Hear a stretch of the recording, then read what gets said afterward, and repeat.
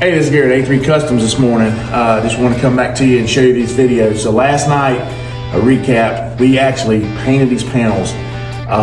Nick stated he made sure these panels got painted last night, and I will tell you what happened. So I did this intentionally because I wanted to see if we could get some modeling to show you that what we're talking about in these panels. So all these panels laid down really, really nice. And so what we done was, we changed the mixing ratio, and I didn't tell Nick anything about what we did. So I let him mix it the conventional way to see how it would work. He come back and he sprayed these two panels here. I sprayed all the other panels with what we talked about how the gun spray and mixing mixing the paint and showing you all that. And then I said, okay, Nick, finish up, paint these two panels for me, whatever, mix it up the way it goes. And he come in here and mixed it. Now, that being said, I'm gonna show you what the difference is on the mix. Not that he did it wrong or we did it right. He kind of knows the same thing I'm doing. We're doing this for test purposes, so we don't let jobs go out like this. We're trying to eliminate this forever. Although this stuff is very hard to do on different colors. So like I said, there's some blues out there, and some of these silvers are really hard to do and perfect. So I'm gonna go over gun speed, gun control. I've already showed a video, or I've already showed it about the paint, the modeling that's in the cup when you pour the reducer in it. I've already showed that. So this, I'm gonna show you what it looks like when it's on the panel and when you have modeling, so everybody understands. Now the guy that paints, I understand y'all know all this stuff and get it, but this is more for the DIY guy, more for the customer base that looks at our pages and says, hey, they do good work, they don't do good work. We want to show you that we fail like everybody else, but we're trying to perfect it. We don't let jobs go out. I'm going to correct it this morning. We're going to be able to scotch break these panels, and then we're going to lay it down again. I wanted a good base on here, and I didn't care last night how it looked at that point because I wanted to get some material on top of the sealer that we put down. And so, because it is a thicker paint, and I just wanted to make sure that we have a good base of a good color. And now I'll come over with a flow coat and really make them look nice, and then we'll clear them, and then we'll come back and see what kind of modeling and all that with the light. So, as you see in this panel, you can actually see right here where it's broke off. You can see from here to there how good it looks. It is really nice. But if you look right in here, you can see where it's cloudy, all in here. And that's where the paint was cut off.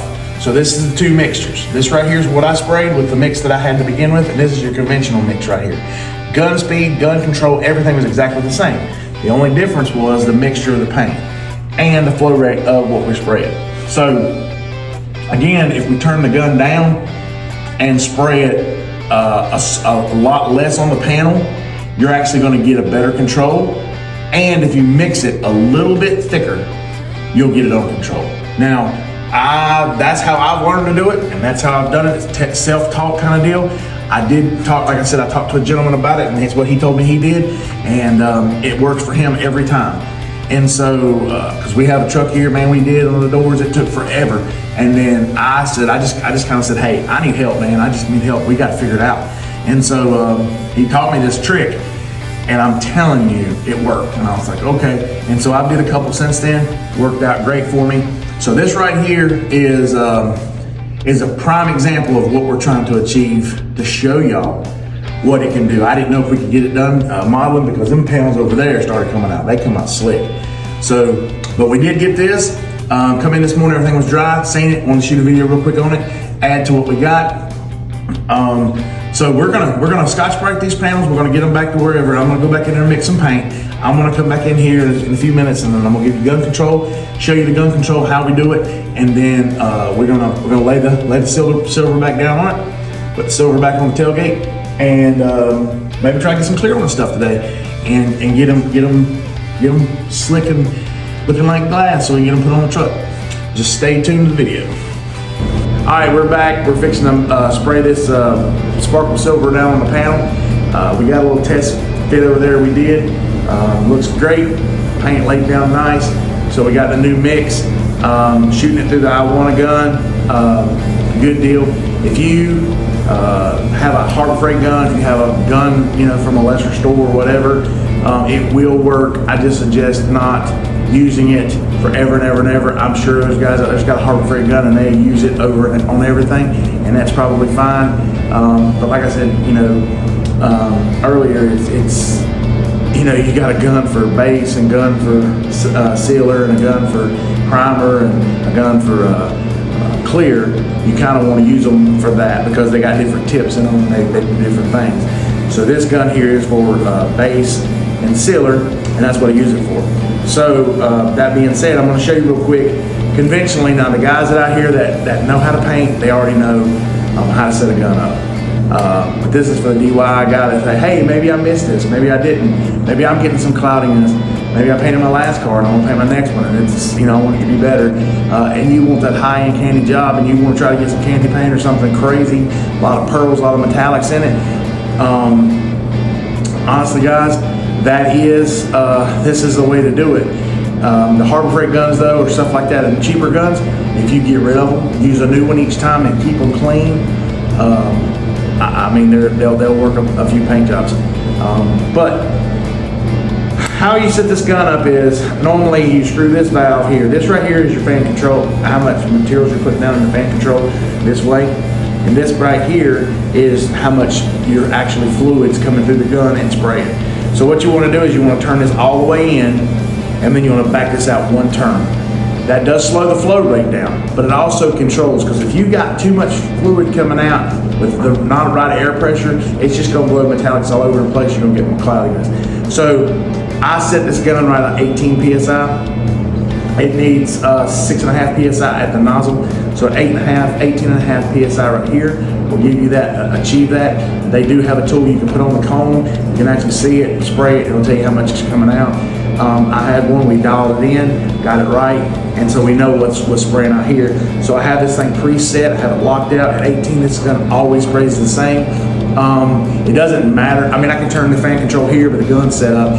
I can, if I'm flowing out just a flat color, I can just flow it like a black or something. I can just turn the gun up, spray it out, we're done.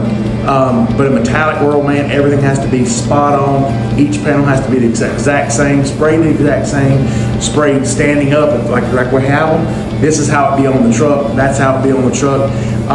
Unfortunately, we couldn't get it hooked up down there, so I'm going to have to kind of figure this one out. But normally we have them standing up, but the doors will be hung straight up and everything like we paint on the truck. Mimic everything like it is on the truck. If you paint everything laying down, you spray it, and then you stand it up, put it on the truck, it's going to be two different colors.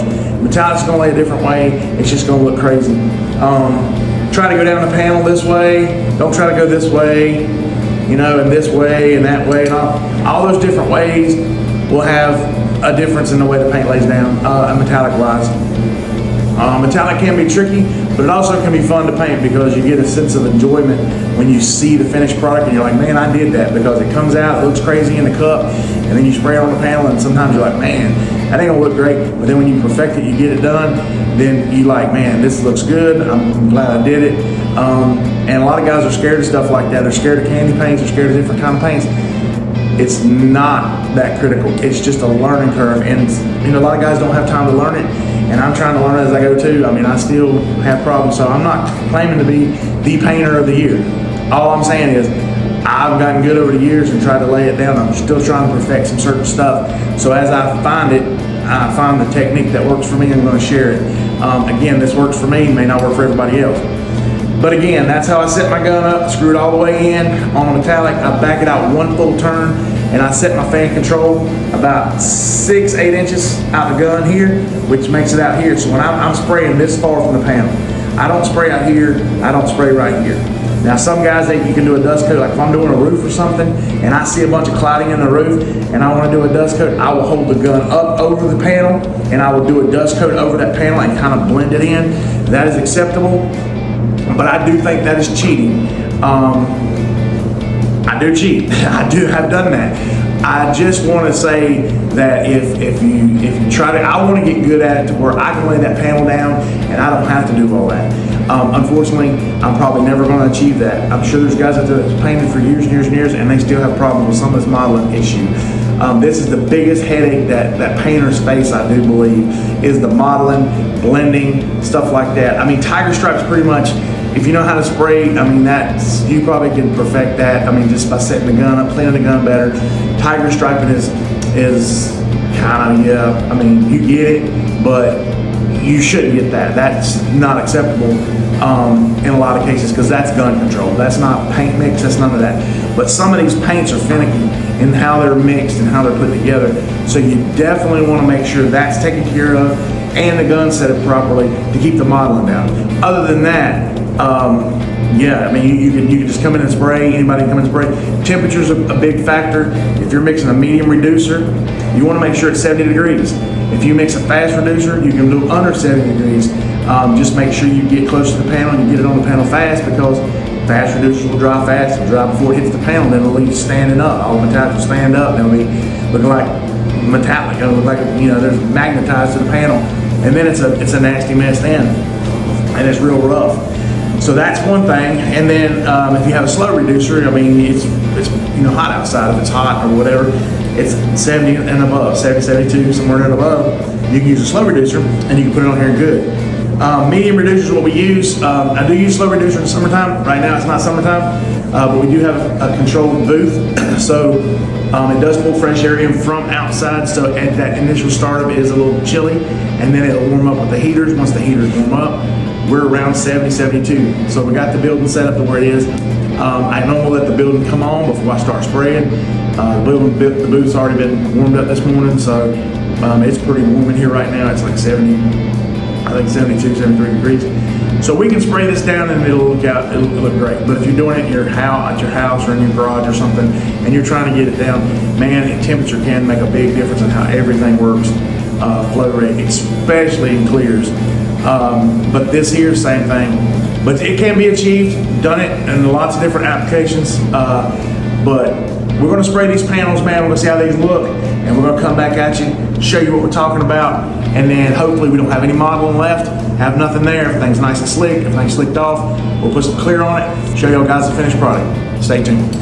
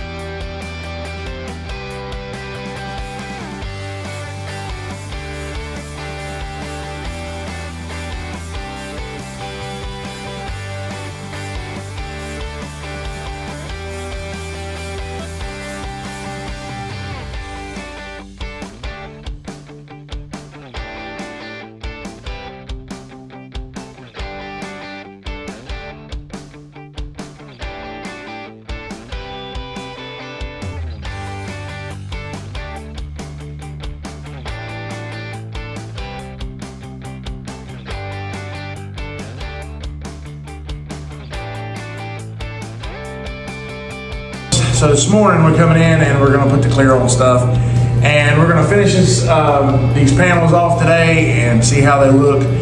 We got all the shadowing out of them, all the cloudiness if there's any in it. We went back through a couple times, had a little issues with the little tubs there, and a little problem with that, trying to get the stuff out, but we got it figured out.